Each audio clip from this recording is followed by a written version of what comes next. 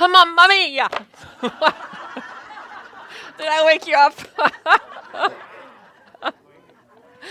That's what I grew up with.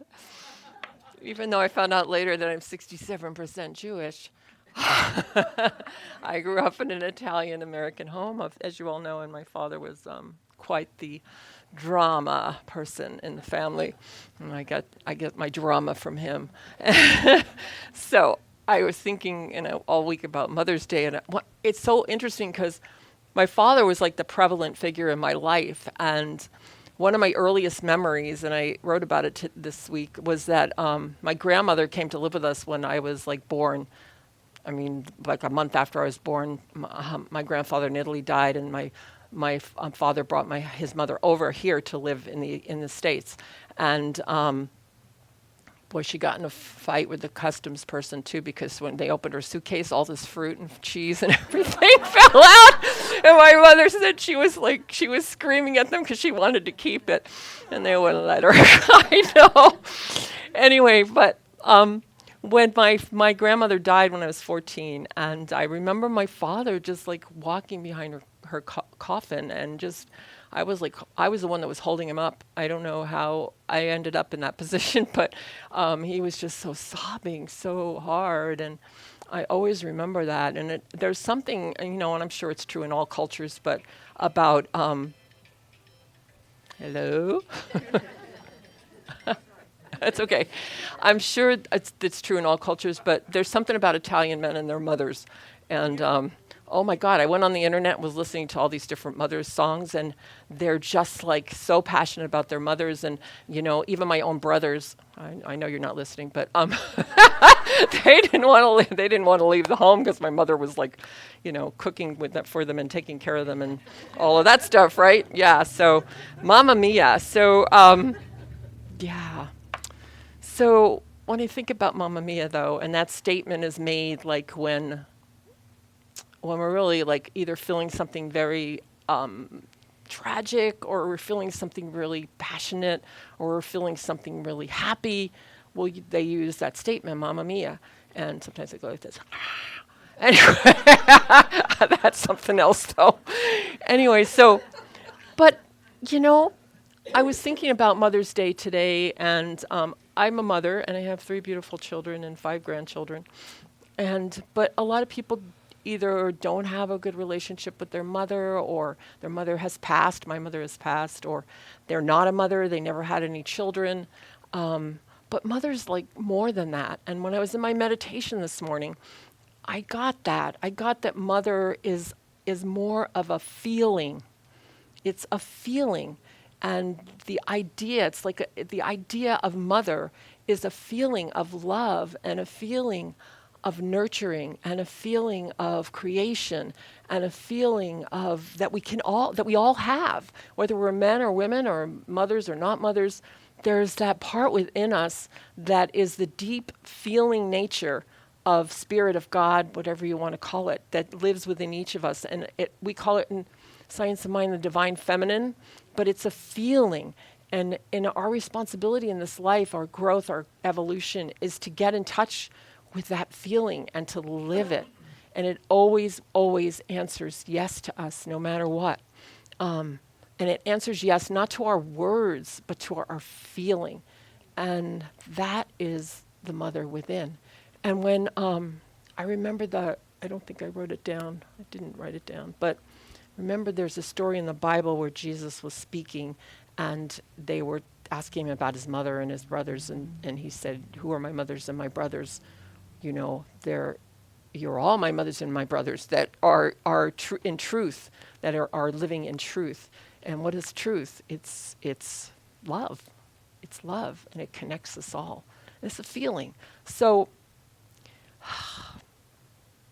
I just want to dwell on that part of it, that beautiful, amazing spirit feeling of love that resides within each of us.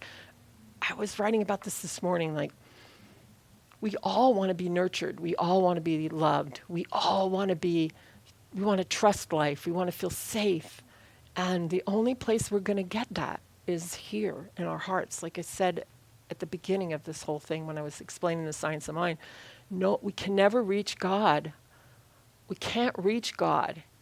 We have, but through our own consciousness and through our, we can't like reach out for God. That's not what it is. It has to come through us. It has to, and all the great mystics have taught that, from Jesus to everyone else, that it's a feeling. Can't give it to somebody else. You can be an example of it, but you can't give it to somebody else. We all have to find that road ourselves. And what better way than to remember that within us all there's that mother nature, that divine. Did you know, like, all you have to do is look to nature to see it, to feel it. I was looking at, watching this little film about trees. Just think of trees. Do you know the trees are like communicating with each other under the ground, and they're reaching out to each other, and they're nurturing the trees that don't have as much energy as that might be getting sick or something like that. They're nurturing the little baby trees so that they grow.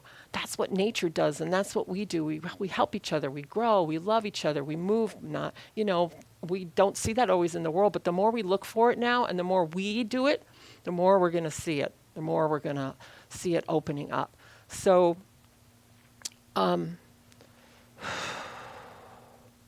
Ernest Holmes, in the Science of Mind, in Finding the Christ, which is one of my favorite chapters.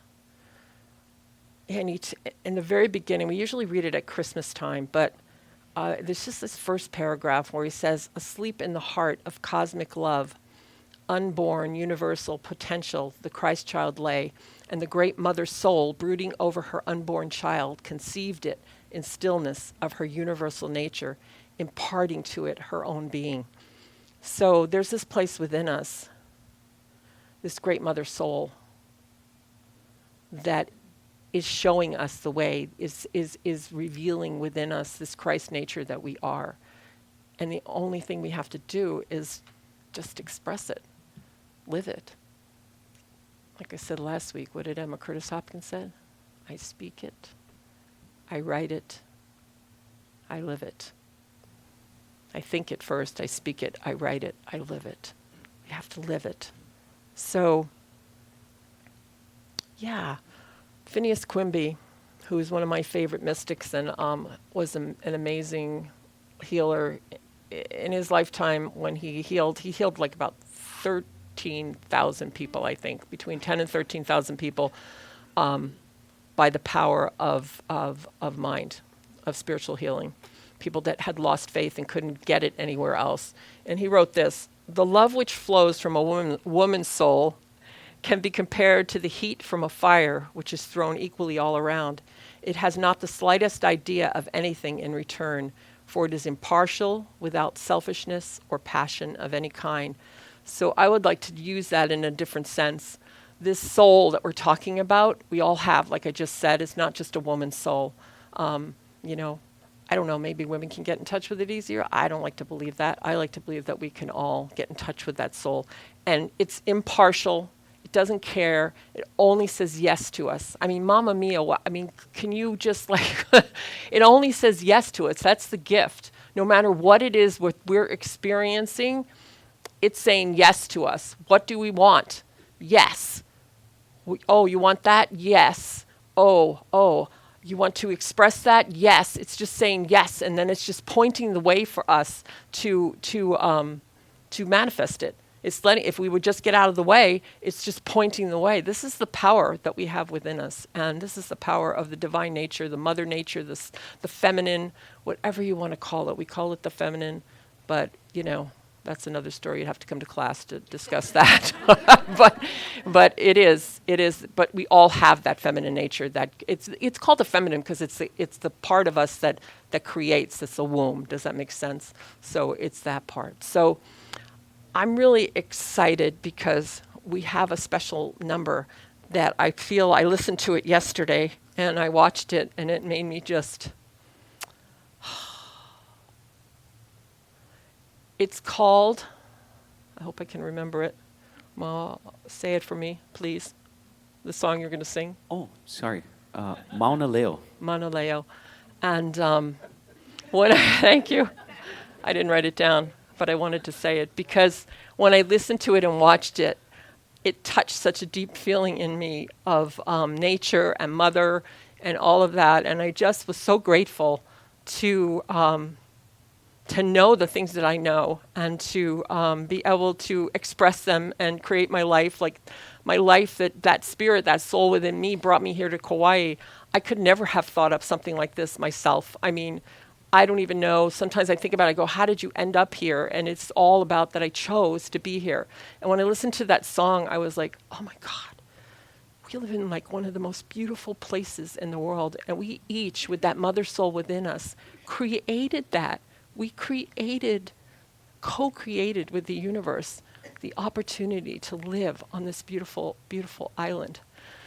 And there's pretty mamma mia about that. So I don't want to talk any longer. I just want to invite Nicole to come up. She's here, and you can introduce her better. And